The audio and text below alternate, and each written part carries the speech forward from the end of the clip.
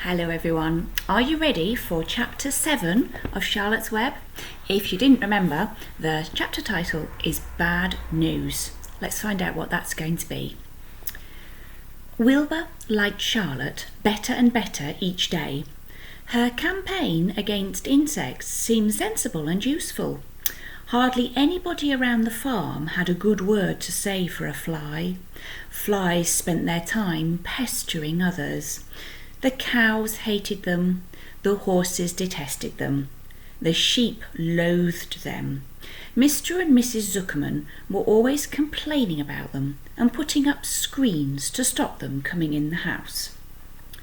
Wilbur admired the way Charlotte managed. He was particularly glad that she always put her victim to sleep before eating it. "It's real thoughtful of you to do that, Charlotte," he said. "Yes," she replied in her sweet musical voice. "I always give them an anaesthetic so they won't feel pain. It's a little service I throw in."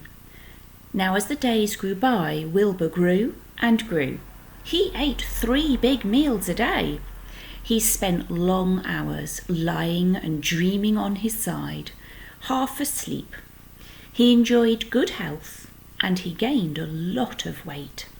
One afternoon when Fern was sitting on her stool, the oldest sheep walked into the barn and stopped to pay a call on Wilbur. That expression, stopped to pay a call, just means that he went to visit someone. So you might stop to pay a call for your friend if you knock on the door to say hello. "Hello," she said.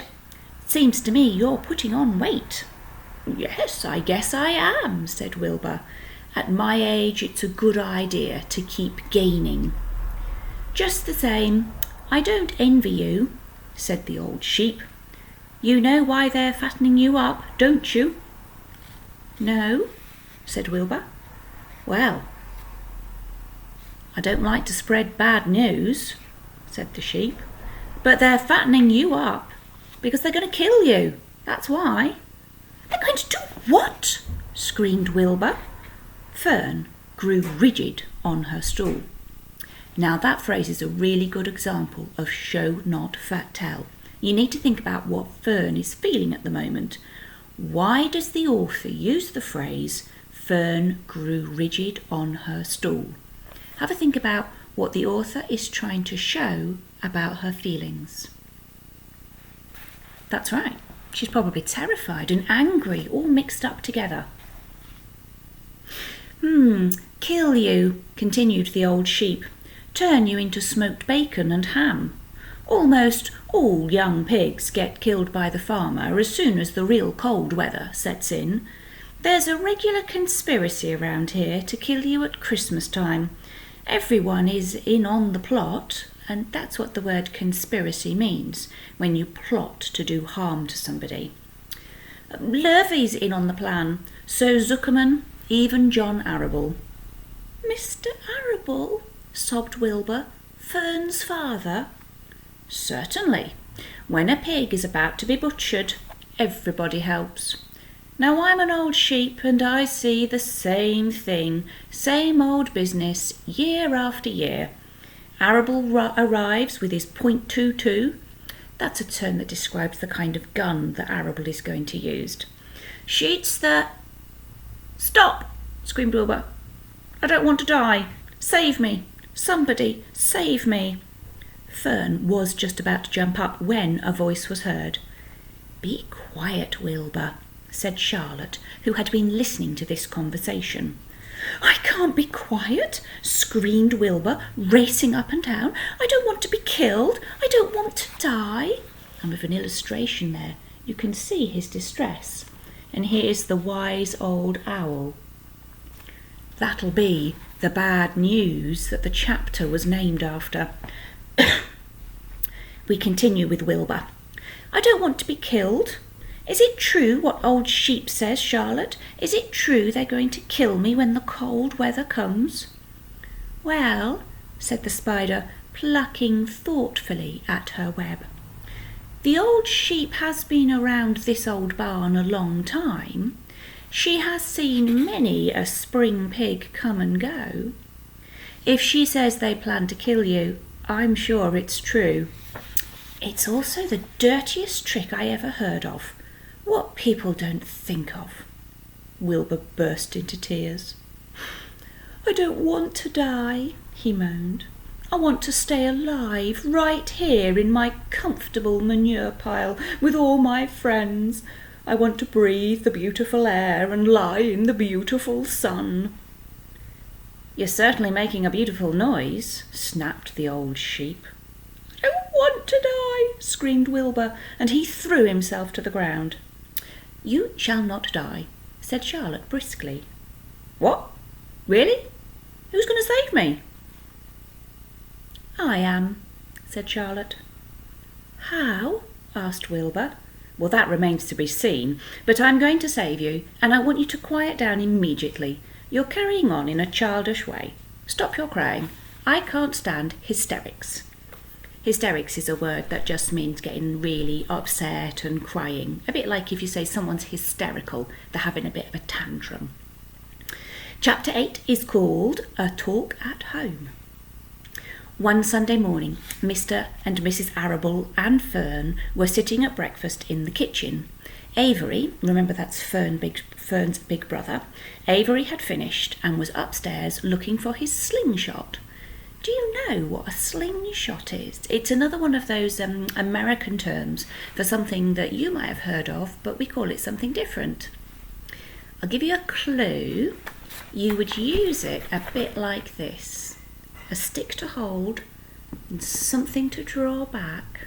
And when you let go, whatever you've put in here pings off. It's another word for a catapult. And if you don't know what I mean, you might want to look for a photo. Fern is doing the talking here. Did you know that Uncle Homer's goslings have hatched? Asked Fern. How many? Asked Mr. Arable. 7, replied Fern. There were 8 eggs, but 1 egg didn't hatch, and the goose told Templeton she didn't want it any more, so he took it away. The goose did what? Said Mrs. Arable, gazing at her daughter with a worried look. The goose told Templeton she didn't want the egg any more, and Templeton could have it. Who is Templeton? Asked Mrs. Arable. He's the rat, replied Fern, and none of us like him very much. Who's us? Asked Mr. Arable. Oh, everyone in the barn cellar. Wilbur and the sheep and the lambs and the geese, the gander, the goslings, Charlotte and me. Charlotte? Said Mrs. Arable. Who is Charlotte? Oh, she's Wilbur's best friend. She's terribly clever. What does she look like? Said Mrs. Arable. Well, said Fern with a thoughtful look on her face. She's got 8 legs, and I guess all spiders do. Charlotte is a spider? Said Mrs. Arable. Fern nodded. Yes, a big grey one. She's got a web across the top of Wilbur's doorway. She catches flies and sucks their blood. Wilbur, he adores her. Does he really? Said Mrs. Arable, rather vaguely, and she was staring at Fern with a worried expression on her face. I'll give you a minute to think about why Fern's mother has got this worried expression on her face. Think about the conversation she's just had with Fern, and think about what Fern has told her. We'll carry on with the story. Oh yes, Wilbur adores Charlotte, said Fern. Do you know what Charlotte said when the goslings hatched? I haven't the faintest idea. Tell us, said Mr. Arable. Well, when the first gosling stuck its little head out from under the goose, I was sitting on my stool in the corner, and Charlotte was in her web. She made this speech. She said, I am sure that every one of us in the cellar will be gratified to learn that after 4 weeks of unremitting effort and patience on the part of the goose, she now has something to show for it. And I do hope you remember that word unremitting from the other day. Don't you think that was a really pleasant thing for Charlotte to say? Asked Fern. Yes, I do, said Mrs. Arable. And now, Fern, it's time to get ready for Sunday school, and tell Avery to get ready. Sunday school is kind of a class for children that's linked to a church. It's often held at the same time as a church service. Now, this afternoon, she continued, you can tell me more about what goes on in Uncle Homer's barn. You're spending a lot of time there, aren't you? Most afternoons? I like it there, replied Fern. She wiped her mouth and ran upstairs. After she had left the room, Mrs. Arable spoke in a low voice to her husband. I worry about Fern. Did you hear the way she rambled on about the animals, pretending that they're talking? I hope that's what you picked up on when I was asking you earlier why she had a worried face. Mr. Arable chuckled. Maybe they do talk, he said. I have sometimes wondered. At any rate, don't worry about Fern. She's got a lively imagination and kids think that they can hear all sorts of things. Just the same, I do worry about her, replied Mrs. Arable. I think I shall ask Dr. Dorian about her the next time I see him. He loves Fern almost as much as we do, and I want him to know how strangely she's acting about that pig and everything. I don't think it's normal. You know perfectly well that animals don't talk. Mr. Arable grinned. Maybe our ears aren't as sharp as Fern's, he said. And that brings us to the end of the chapter. Here's a question for you. Fern's dad just talked about ears being sharp.